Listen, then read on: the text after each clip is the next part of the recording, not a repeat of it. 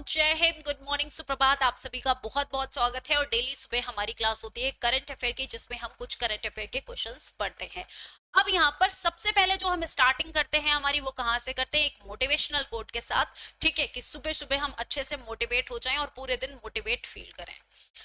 जिस जिस पर यह जग हंसा है उसी ने इतिहास रचा है, और ये सर्वथा सत्य है। जिस जिस पर जग हंसता है, लोग हंसते रह जाते हैं और वो इतिहास रच देता है। ऐसा इसलिए होता है, कई बार ऐसा होता है जब हम मेहनत करते हैं और हम असफल हो जाते हैं, ठीक है, या हम कोई नया काम करते हैं, तो जमाना समाज जो है हमारा हमें रोकने का प्रयास करता है, हम पर हंसता है, ठीक है, हमारी खिल्ली उड़ाता है। अगर हम उनके हंसने पर रुक जाते हैं तो हम वही असफल हो जाते हैं। लेकिन अगर हम अपने काम में तत्पर रहते हैं, उनके हंसने को इग्नोर कर देते हैं, तो हम एक दिन इतिहास रच देते हैं। ठीक है, जिस जिस पर यह जग हंसा है उसी ने इतिहास रचा है। तो अगर आप पर लोग हंस रहे हैं और आप मेहनत कर रहे हैं और अगर असफल हो गए बाई चांस, तो लोग अगर हंस रहे हैं तो हंसने दीजिए, आप दोबारा से मेहनत कीजिए, आपको सफलता जरूर मिलेगी। अब हम स्टार्ट करेंगे हमारा पहला इंपॉर्टेंट पॉइंट। वित्त वर्ष 2024-25 में भारत की वास्तविक जीडीपी वृद्धि दर 7.2% रहने की उम्मीद जताई है। किसने? आरबीआई ने जीडीपी कितने रहने की उम्मीद जताई है भारत की? 7.2%। जीडीपी का फुल फॉर्म क्या होता है? तो gross domestic product, gross domestic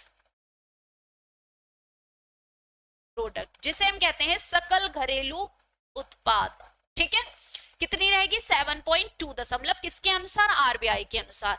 next हमारा है, साथी पोर्टल पर राष्ट्रीय कार्यशाला नई दिल्ली में आयोजित की गई। प्रश्न कैसे पूछा जाएगा कि साथी पोर्टल पर नई कार्यशाला जो है वो कहां आयोजित की गई? तो आप कहेंगे न्यू दिल्ली में आयोजित की गई है। ठीक है, अब साथी की जब हम बात करते हैं, ये इस प्रकार होता है। इसकी फुल फॉर्म पता है क्या है? इसकी फुल फॉर्म आप में से किसी बच्चे को पता है तो याद रखेगा, इसकी फुल फॉर्म होती है सीड ट्रेसेबिलिटी ऑथेंटिकेशन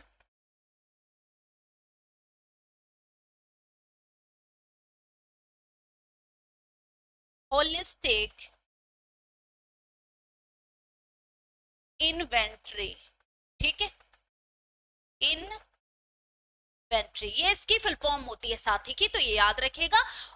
राष्ट्रीय कार्यशाला कहां खोली जा रही है? नई दिल्ली में खोली जा रही है, तो ये भी अपने दिमाग में रखिएगा। नेक्स्ट देखो, वैज्ञानिकों ने अंततः शनि ग्रह के लिए एक ट्रोजन क्षुद्र ग्रह की खोज कर ली है।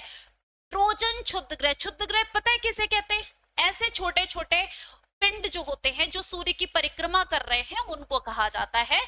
अब यहाँ पर आपको बता दें कि क्षुद्र ग्रह की खोज कर ली गई। शनि की बात की जाए, शनि की बात की जाए तो बृहस्पति के बाद ये दूसरा सबसे बड़ा ग्रह है। बृहस्पति के बाद ये दूसरा सबसे बड़ा ग्रह है।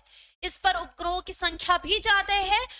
दूसरा मेन चीज है, शनि ग्रह का सबसे बड़ा उपग्रह कौन सा है? टाइटन है। ये भी आप सभी को पता होगा। अब यहाँ पर एक क्षुद्र ग्रह की भी खोज कर ली गई है, और क्षुद्र ग्रह का नाम क्या है? ट्रोजन है। क्या नाम है? ट्रोजन है। ये भी ध्यान रखेंगे। केरल ने यातायात उल्लंघनों पर नजर रखने के लिए सिटीजन सेंटिनल ऐप लॉन्च किया है। कौन सा ऐप लॉन्च किया है? सिटीजन सेंटिनल ऐप लॉन्च किया है। किस सरकार ने लॉन्च किया है? केरल सरकार ने लॉन्च किया है। आपसे प्रश्न पूछा जाएगा तो अब आप गलती नहीं करेंगे। अब हम आते हैं हमारे आज के प्रश्न पर।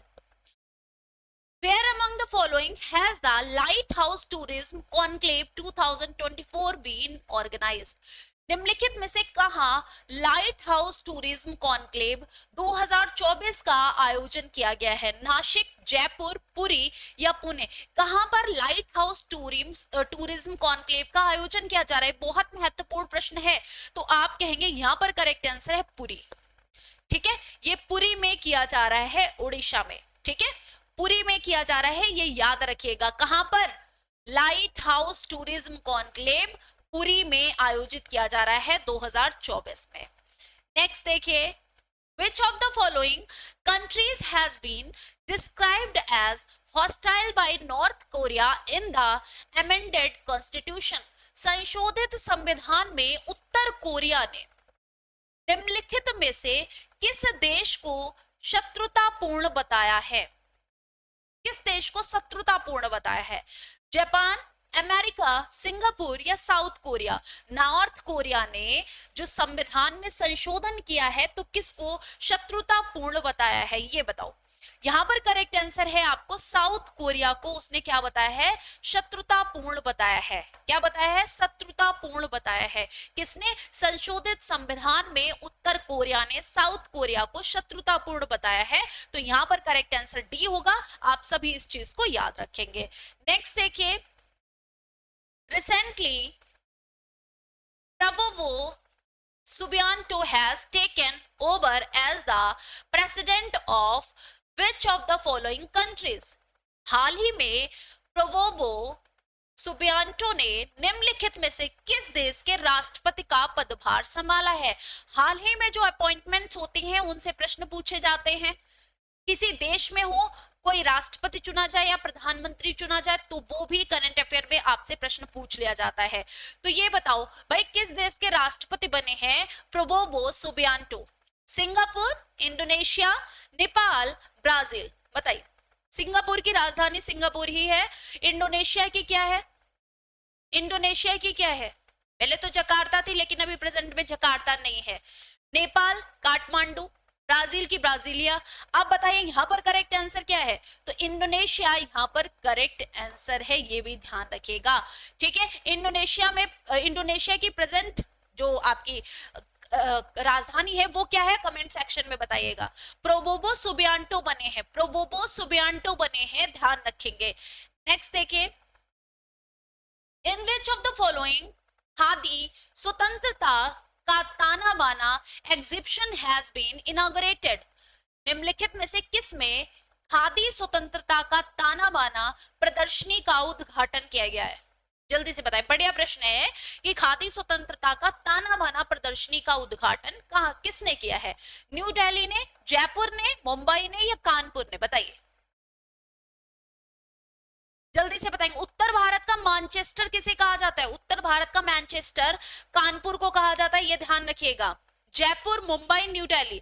तो यहां पर करेक्ट आंसर है आपका न्यू दिल्ली ने खादी स्वतंत्रता का ताना बाना जो प्रदर्शनी है वो उसका उद्घाटन किया है। नेक्स्ट लास्ट क्वेश्चन था आज की क्लास का। Thank you so much, bye bye, all the best. सभी लोग पढ़ते रहिए भाई, पढ़ाई जो है वो आप सभी के लिए बहुत ही जरूरी है। ठीक है, हम मिलेंगे कल की नेक्स्ट क्लास में, तब तक के लिए bye bye, all the best, Jai Hind. Channel को सब्सक्राइब करना बिल्कुल मत भूलें। ठीक है, सब्सक्राइब करें, लाइक करें और दोस्तों के पास शेयर भी करें। धन्यवाद।